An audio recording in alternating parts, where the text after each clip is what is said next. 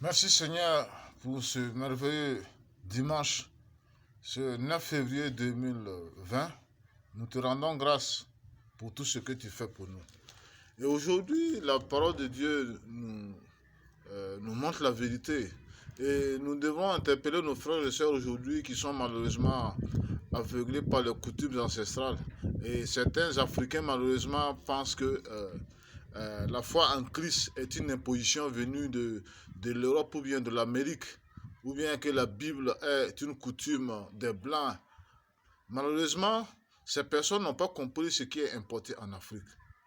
Ce qui est importé en Afrique, c'est l'islam, c'est le catholicisme, le protestantisme et les religions.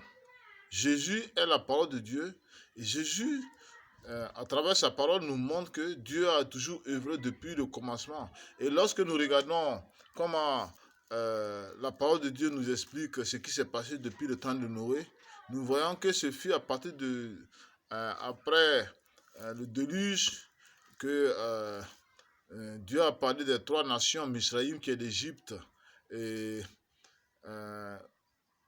Couche qui est l'Éthiopie, et Pout qui est la Libye. C'était les trois nations africaines les plus anciennes.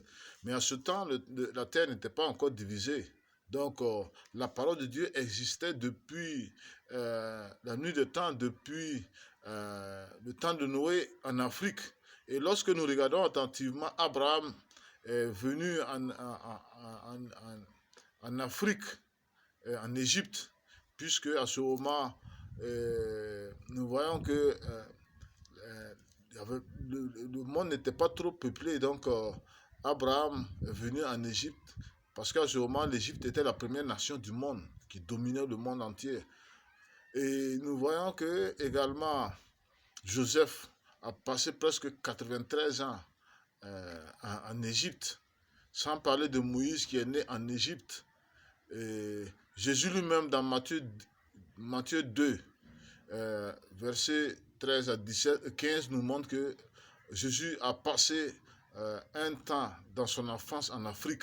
Donc si aujourd'hui je vois ces nostalgiques aveugles qui crient, qui acclament les coutumes ancestrales comme quoi la Bible est une tromperie, ou bien la Bible est une réaction de l'Europe ou bien de l'Amérique pour venir imposer les Africains, je pense que ces personnes n'ont pas compris la vérité sur la parole de Dieu. Donc, et nous voyons que même Salomon, à un certain moment, a eu 1000 femmes, l'homme le plus riche de tous les temps. Et parmi ces femmes, il y avait même une égyptienne.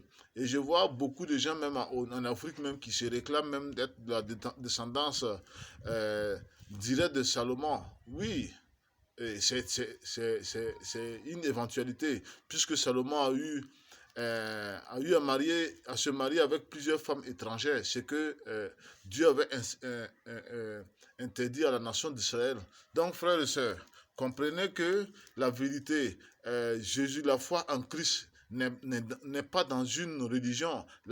Jésus tel que présenté par les catholiques, les protestants, les musulmans et toutes les autres religions n'est pas le Jésus dont nous voyons dans la Bible. Donc, frères et sœurs, je vois certains sectes comme les Kémites ou les Kamites qui défendent les coutumes ancestrales. Ils n'ont pas compris en réalité la vérité sur la parole de Dieu.